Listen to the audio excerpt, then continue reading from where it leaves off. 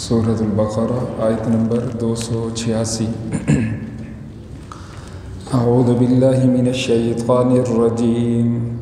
بسم اللہ الرحمن الرحیم۔ لا يكلف الله نفسا الا وسعها لها ما كسبت وعليها ما اكتسبت ربنا لا تؤاخذنا إن نسينا أو أخطأنا ربنا ولا تحمل علينا إصرا كما حملته على الذين من قبلنا ربنا ولا تحملنا ما لا طاقة لنا به واعف عنا واغفر لنا وارحمنا أنت مولانا فانصرنا على القوم الكافرين۔ صدق اللہ العظیم۔ لا يكلف اللہ، اللہ تکلیف نہیں دیتا، نفسا کسی جان کو، الا وسعها مگر اس کی طاقت کے مطابق، لہا اس نفس کے لیے، اس ذات کے لیے، ما کسبت وہ ہے جو اس نے کمایا، وعلیہا اور اس نفس کے خلاف ہے، مکتسبت جو اس نفس نے کمایا۔ ربنا اے ہمارے پروردگار، لا تؤاخذنا تو ہماری پکڑ نہ فرما، ان نسینا اگر ہم بھول جائیں، او اخطأنا یا ہم سے غلطی ہو۔ ربنا اے ہمارے پروردگار، ولا تحمل علینا اور تو نہ ڈال ہم پر، اصراً بوجھ، کما حملتہ جیسا کہ تو نے بوجھ ڈالا، علی الذین ان لوگوں پر جو من قبلنا ہم سے پہلے تھے۔ ربنا اے ہمارے پروردگار، ولا تحملنا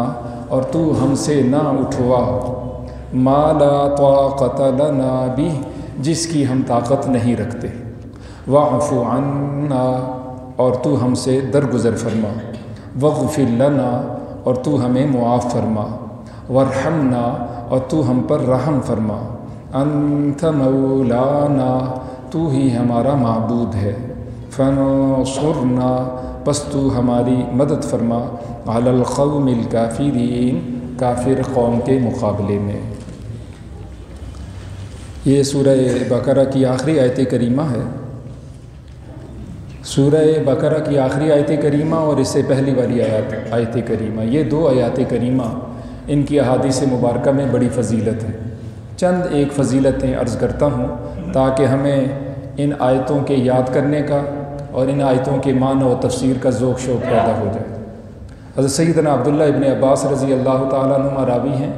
وہ فرماتے ہیں کہ حضور اکرم صلی اللہ علیہ وسلم کا ارشاد مبارک ہے کہ آپ صلی اللہ علیہ وسلم نے فرمایا کہ سورۃ البقرہ کی آخری دو آیات کریمہ اللہ تعالیٰ جل شانہ نے اب اپنے عرش کے خزانوں میں سے بطور خاص تحفہ کے مجھے عطا فرمائی ہیں۔ اور فرمایا جب اللہ نے کائنات میں کسی شے کو پیدا نہیں فرمایا تھا، اس کائنات کے پیدا کرنے سے 2000 سال پہلے اللہ تعالیٰ جل شانہ نے اپنے قدرت کے ہاتھ سے ان آیات کریمہ کو لکھا۔ اور دوسری روایت میں آتا ہے،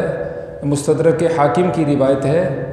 کہ حضور اکرم صلی اللہ علیہ وسلم نے فرمایا سورۃ البقرہ کی آخری دو آیات کریمہ تم سیکھ لو، اپنی عورتوں کو سکھاؤ اور اپنے بچوں کو سکھاؤ اور ہمیشہ ان کو پڑھتے رہو کہ یہ عرش کے خزانوں میں سے ایک خزانہ ہے۔ تیسری روایت کا مفہوم ہے، حضور اکرم صلی اللہ علیہ وسلم نے فرمایا مجھے اللہ تعالیٰ جل شانہ نے معراج کی رات 3 تحفے عطا فرمائے، ان تحفوں میں سے ایک تحفہ جو ہے سورۃ البقرہ کی آخری دو آیات کریمہ ہے۔ حضرت سیدنا عمر اور سیدنا علی رضی اللہ تعالیٰ عنہما فرمایا کرتے تھے، لوگوں جس میں تھوڑی سی سمجھ میں موجود ہے، عقل موجود ہے، اس کو چاہیے کہ وہ سورۃ البقرہ کی آخری دو آیات کریمہ سیکھ لے اور ان کو پڑھتا رہے۔ ایک روایت میں آتا ہے حضور صلی اللہ علیہ وسلم نے فرمایا جس نے رات کو اس کی تلاوت کر لی ان دو آیات کریمہ کی، تو فرمایا یہ اس کے لیے کافی ہوں گی۔ ایک اور روایت میں آتا ہے حضور صلی اللہ علیہ وسلم نے فرمایا جس نے رات سوتے وقت ان 2 آیات کریمہ کی تلاوت کر لی تو اللہ تعالیٰ جل شانہ اس کو پوری رات کے قیام کا اجر و ثواب مرحمت فرماتے ہیں۔ سونا فائدے میں ہے، پوری رات سوتا رہا لیکن سونے سے پہلے ایمانیات کا اقرار کیا، اللہ کے حضور اپنے قصوروں کا اعتراف کیا، اللہ سے معافی مانگی، اللہ کی رحمت مانگی، اب سو گیا ہے لیکن یہ اللہ کے ہاں ایسا ہے گویا کہ یہ مصلی پہ کھڑا ہے وضو کی حالت میں اور اللہ کے حضور وہ نماز پڑھ رہا ہے۔ اس لیے ہمیں چاہیے ہم اپنی ذات کے اعتبار سے بھی اپنے متعلقین کے اعتبار سے ان آیات کریمہ کا ترجمہ یاد کر لیں، تفسیر یاد کر لیں، یہ اچھے انداز سے ہمیں یاد ہوں اور نمازوں میں ہم ان کو پڑھتے رہیں، نفل نمازوں کے سجدے میں جا کر اللہ تعالیٰ جل شانہ کے حضور ان کلمات کے ساتھ ہم عاجزی کریں اور اللہ تعالیٰ جل شانہ سے دعا مانگیں۔ اور ایک روایت کا مفہوم ہے یہ اتنی طاقتور آیات کریمہ ہیں، غور سے سنیے، یہ اتنی طاقتور آیات کریمہ ہیں، ہر جملے کے بعد اللہ تعالیٰ جل شانہ مانگنے والے سے فرماتے ہیں اے میرے بندے نعم قد فعلتو، جیسا تو نے مانگا ہے اسی طرح میں نے تجھ کو عطا کر دیا ہے۔ تو اس میں کتنی طاقت ہو گئی، اللہ نے خود سکھلایا اور زمین پہ اس کو اتارا نہیں، اللہ نے عرش پہ بلا کے عطا فرمایا اور اللہ وعدہ فرماتے ہیں میرے بندے تیرے مانگنے میں تاخیر ہو سکتی ہے، میرے دینے میں تاخیر نہیں ہو سکتی، ہاں سستی ہو تو ہماری سستی ہوگی، اللہ کی عطا میں کوئی کمی نہیں ہے، کوئی سستی نہیں ہے۔ اس سے پہلے ہم نے پڑھ لیا ہے کہ اللہ تعالیٰ جل شانہ نے فرمایا کہ وَإِن تُبْدُوا مَا فِي أَنفُسِكُمْ أَوْ تُخْفُوهُ يُحَاسِبْكُمْ بِهِ اللَّهُ، بعض باتیں تم ظاہر کرو یا ان کو چھپا دو، اللہ تمہارا محاسبہ کرے گا۔ صحابہ پریشان ہو گئے کہ یا رسول اللہ صلی اللہ علیہ وسلم کوئی چیزیں خیالات ہمارے دل میں آتے ہیں، اس کی وجہ سے بھی اگر ہماری پکڑ ہوگی پھر تو بخشش و مغفرت بہت مشکل ہوگی۔ تو پچھلی آیات کریمہ بھی پوری تفصیل بیان ہو چکی ہے، پچھلے دروس آپ سن سکتے ہیں۔ یہاں اللہ تعالیٰ جل شانہ نے پھر سے فرمایا لا یکلف اللہ نفسا، اللہ تکلیف نہیں دیتا کسی نفس کو، اللہ ذمہ دار نہیں بناتا کسی نفس کو۔ تکلیف کلف یکلف تکلیف، احکام کا مکلف بنانا، احکام کا پابند بنانا کہ یہ کام تم نے کرنا ہے اور اس کام سے تم نے بچنا ہے۔ فرمایا اللہ تکلیف نہیں دیتا عملوں کی، احکامات کی، الا وسعها، مگر اس نفس کی طاقت کے مطابق۔ الدین یسر، دین سراسر آسان ہے۔ اللہ نے نہیں روکا کہ تم نے سونا نہیں، اللہ نے نہیں روکا تم نے گھر نہیں بنانا، اللہ نے نہیں روکا کہ تم نے کاروبار نہیں کرنا، اللہ نے نہیں روکا کہ تم نے اچھا لباس نہیں پہننا، اللہ نے دنیا کے کاموں سے نہیں روکا، لیکن اللہ نے ہمیں احکامات کا پابند بنایا ہے۔ دنیا بھی کرو،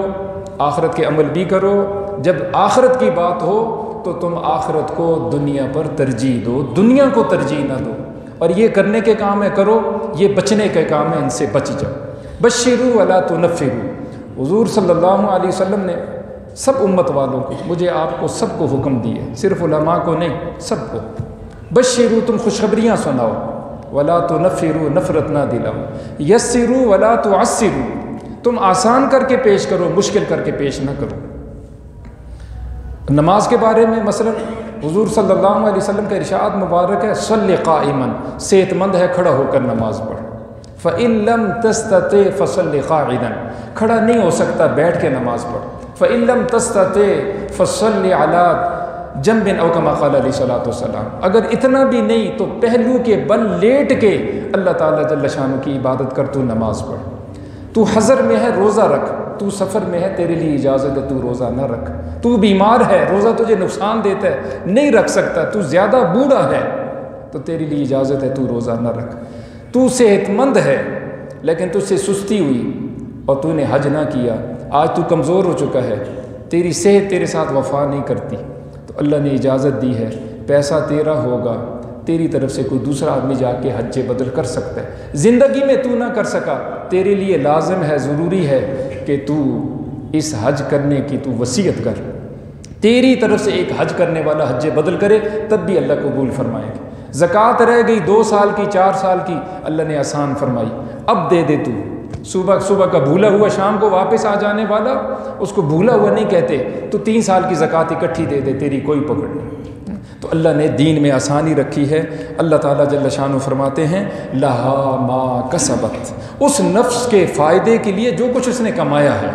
دل میں آنے والے خیالات اس پہ پکڑ نہیں ہے، ہاں عمل کرو گے تو پھر پکڑ ہوگی۔ اس نفس کے لیے فائدے کے لیے ہے جو اس نے کمایا، وعلیہا مکتسبت، اور اس نفس کے نقصان کے لیے ہے جو اس نے کمایا۔ نیکی کرے گا اس کا فائدہ ہے، بدی کرے گا اس کا اپنا ہی نقصان ہے، اللہ کا کوئی فائدہ نہیں، کسی دوسرے کا کوئی فائدہ نہیں۔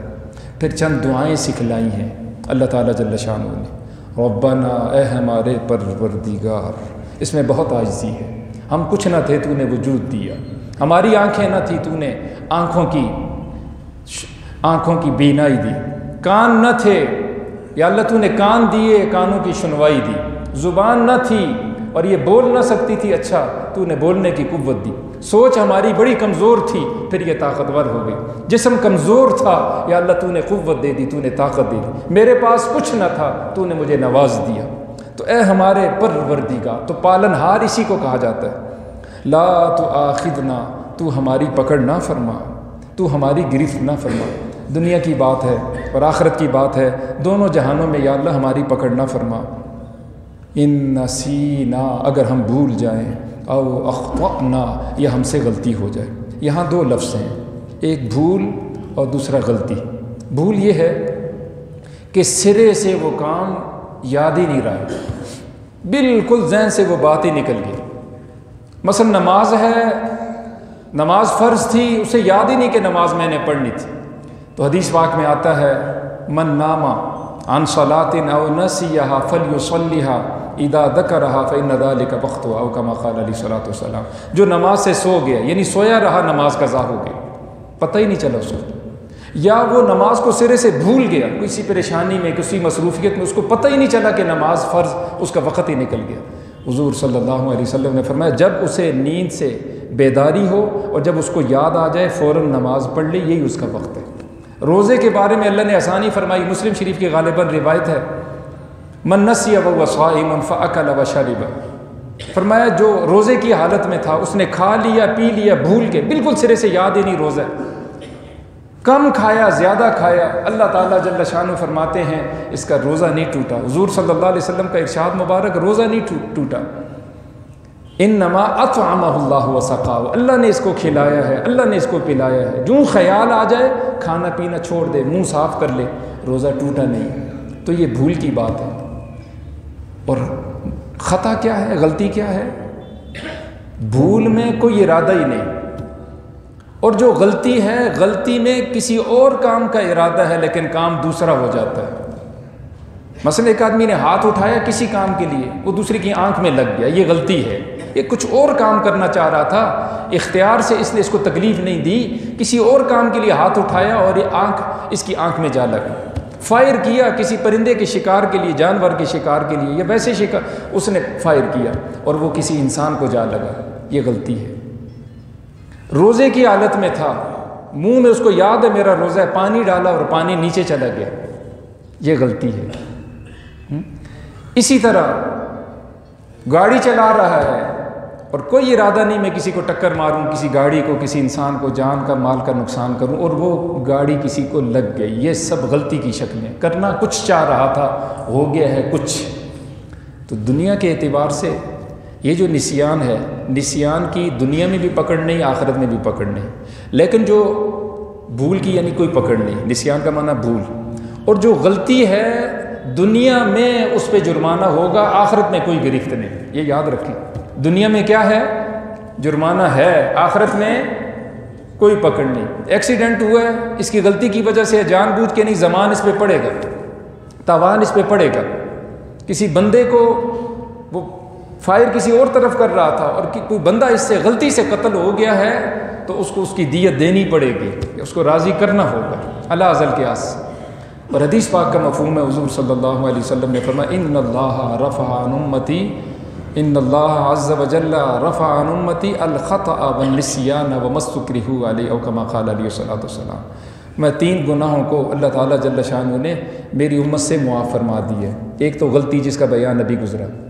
دوسرا بھول، اور تیسرا وہ شخص جس پہ زبردستی کی گئی، فائر کر رہا ہے، مار رہا ہے، قتل کر رہا ہے، اور کہتا ہے شراب پیو ورنہ میں قتل کر دوں گا، اور اس کو یقین ہو گیا کہ یہ تو مجھے قتل کر دے گا،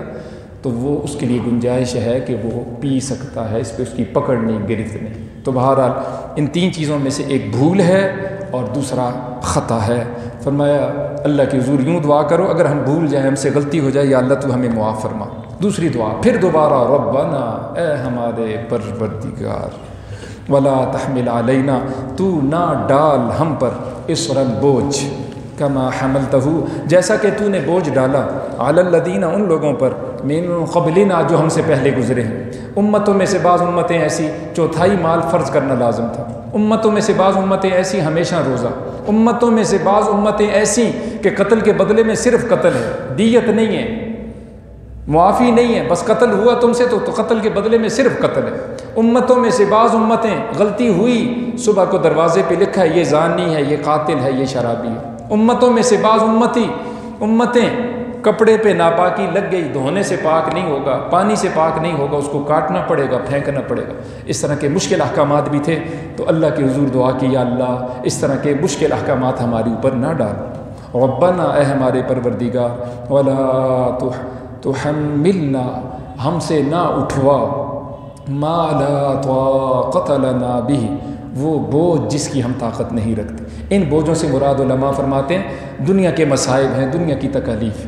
اولاد کی مصیبت، بیوی کی مصیبت، برے پڑوسی کی مصیبت، برے ساتھی کی مصیبت، بڑا افسر ہو اس کی مصیبت، برے محتاط ہوں، ساتھی ہوں ان کی مصیبت، اور پھر زلزلے، طوفان، سیلاب، اور پھر اس طرح کے جتنے قدرتی آفات۔ یہ کتنی خوبصورت دعائیں ہیں، آخرت کو بھی مانگا گیا اور پھر دنیا کو بھی مانگا گیا، ہر طرح کی شر اور ہر طرح کی پریشانی سے اللہ کی حفاظت مانگی گئی۔ تو یا اللہ ان سلسلوں سے ہماری حفاظت فرما، ہماری میں ہماری نیت ہو، اپنی بھی، گھر والوں کی، اور اپنے متعلقین کی، ساری امت کی، سارے مسلمانوں کی، اور مزید یہ واعف عنا، یا اللہ اور تو ہم سے معاف فرما، درگزر فرما، کیونکہ حضرت سیدہ عائشہ صدیقہ رضی اللہ تعالیٰ عنہ فرماتی ہیں حضور صلی اللہ علیہ وسلم کے ارشاد مبارک، من نوقش فی الحساب فقد عذب، جس سے حساب میں مناقشہ کیا گیا، تفتیش کی گئی، وہ پکڑا گیا، وہ رگڑے میں آئے گا۔ تو دعا مانگے گی، یا اللہ ہم سے تفتیش نہ فرمانا، یا اللہ ہم سے درگزر فرما دے، چشم پوشی فرما دے۔ دوسرا جملہ واغفر لنا، یا اللہ ہمیں معاف فرما، درگزر فرما، یا اللہ ہمیں معاف فرما۔ غفر کا معنی ہوتا ہے کسی کو ڈھانپ لینا، مغفر ہیلمٹ کو کہتے ہیں، جنگی ٹوپی، یہ آج کل جو ہیلمٹ مشہور ہیں، یہ پورے سر کو لپیٹ لیتا ہے، مغفر اس کو کہتے ہیں۔ غفر اسی سے، یا اللہ اپنی رحمت کی چھتری کے نیچے، اس کی چادر کے نیچے، یا اللہ ہمارے گناہوں پہ پردہ ڈال دے۔ یہ دوسری دعا ہے، اس کیفیت کے ساتھ آپ دعا مانگیں، ہم سے درگزر فرما، یا اللہ ہم سے معاف فرما، وارحمنا، اور ہم پر رحم فرما، ہمارے اوپر اپنی مہربانیاں نازل فرما، انت مولانا، تو ہمارا مولا ہے۔ مولا کے 25 معنی ہیں، ایک معنی یہاں معبود، رب، پالنہار، الہ، تو انت مولانا، تو ہمارا مولا ہے، فانصرنا، پس تو ہماری مدد فرما، علی القوم الکافرین، کافر قوم کے مقابلے۔ بہرحال یہ لاجواب آیات کریمہ ہیں، الحمدللہ اللہ کی مہربانی سے قرآن پاک کی سب سے بڑی سورہ مبارکہ سورۃ البقرہ یہ مکمل ہو چکی ہے۔ اس پہ ہم اللہ کا جتنا بھی شکر ادا کریں اتنا ہی تھوڑا ہے کہ صحت نے وفا کی ہے، وقت نے وفا کی ہے، اور الحمدللہ ہم نے سورۃ البقرہ کو پڑھ لیا ہے۔ سجدہ شکر ہم سب کے لیے لازم ہے، لئن شکرتم لازیدنکم، اگر تم شکر کرو گے تو میں تمہاری نعمتوں میں اضافہ کروں گا۔ دل کی کیفیت کے ساتھ، دل کے جذبے کے ساتھ جتنا وقت ہو ہمیں ان کاموں میں لگانا چاہیے، اور عمل کرنے کے بعد اللہ کا بہت شکر ادا کرنا چاہیے۔ یا اللہ میں اس قابل نہ تھا، تو نے گھر بلایا، یا اللہ اس قابل نہ تھا، اپنا کلام سنوایا، یا اللہ یہ 2 کام تیری مہربانی سے ہوئے، اگلی سیڑھی عمل کی ہے، یا اللہ یا رحمان اخلاص کی ہے، دوسروں تک پہنچانے کی ہے، یہ کیفیات مجھے نصیب فرما۔ تو اس انداز سے ہم چلیں گے تو یقیناً اللہ ہمارے ان سلسلوں میں خیر و برکت نصیب فرمائیں گے۔ واعف عنا کے بعد وقفہ ہے، واغفر لنا کے بعد بھی وقفہ ہے۔ وقفہ کا مطلب یہ ہے کچھ ہم آواز توڑیں گے، سانس نہیں توڑیں گے، سانس بدستور جاری رہے گی، سانس نہ ٹوٹے، آواز تھوڑی سی رک جائے، سیکنڈ 2 سیکنڈ کے لیے، اس کو وقفہ کہا جاتا ہے اور یہ مستحب ہے۔ اللہ سے دعا ہے اللہ ہمیں ساری باتوں کا یقین عمل کی توفیق سے مالا مال فرمائے۔ لا یکلف اللہ، اللہ تکلیف نہیں دیتا، نفساً کسی ذات کو، الا وسعها مگر اس کی طاقت کے مطابق، لہا ما کسبت اس کے لیے وہ ہے جو اس نے کمایا، وعلیہا مکتسبت اور اس نفس کے خلاف ہے جو اس نے کمایا۔ ربنا اے ہمارے پروردگار، لا تؤاخذنا تو ہماری پکڑ نہ فرما، ان نسینا اگر ہم بھول جائیں، او اخطأنا یا ہم غلطی کریں، ربنا اے ہمارے پروردگار، ولا تحمل علینا